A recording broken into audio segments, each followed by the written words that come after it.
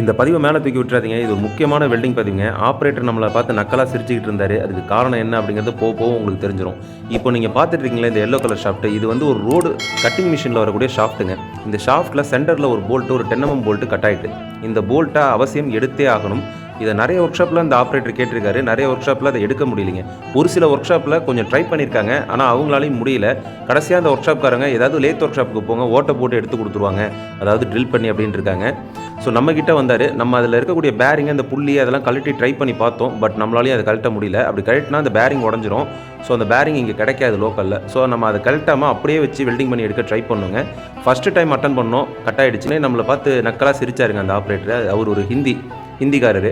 நம்ம மறுபடியும் வெல்டிங் பண்ணி ட்ரை பண்ணோங்க. இப்போ பார்த்தீங்கன்னா உங்களுக்கே தெரியும், சக்ஸஸ்ஃபுல்லாக கழட்டணும். நம்ம கழட்டினோடனே அவர் வாய் மூடிட்டாருங்க. இந்த மாதிரி உடஞ்ச போல்ட்டெல்லாம் எப்படி வெல்டிங் பண்ணி எடுக்கணும் அப்படிங்கிறத நான் உங்களுக்கு அடுத்தடுத்த பதிவுகளில் சொல்லித்தரேன். அதுக்கு நீங்கள் பண்ண வேண்டியது மறக்காமல் நம்ம சேனலை சப்ஸ்கிரைப் பண்ணி ஃபாலோ பண்ணிக்கோங்க. இந்த வீடியோ உங்களுக்கு பிடிச்சிருந்துச்சுன்னா மறக்காமல் ஒரு லைக்கை தட்டி விட்டுருங்க. அது எங்களுக்கு ஒரு பெரிய மோட்டிவேஷனலாக இருக்கும். மீண்டும் ஒரு நல்ல பதிவில் பார்ப்போம். பாய்.